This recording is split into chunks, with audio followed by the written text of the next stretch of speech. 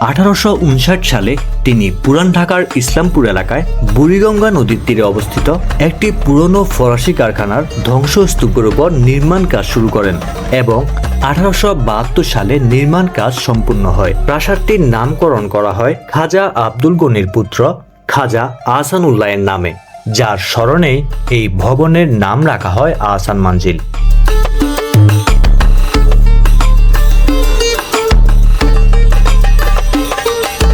নবাব পরিবার এখানেই স্থায়ীভাবে বসবাস শুরু করে এবং এটি হয়ে ওঠে ঢাকার সামাজিক ও রাজনৈতিক কর্মকাণ্ডের কেন্দ্রবিন্দু।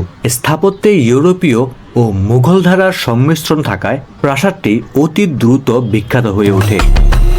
বিশাল গম্বুজ, সুউচ্চ কারুকাজ, মার্বেলের সিঁড়ি ও বলরুম সব মিলিয়ে এটি হয়ে ওঠে উপমহাদেশের অন্যতম চমকপ্রদ স্থাপনা।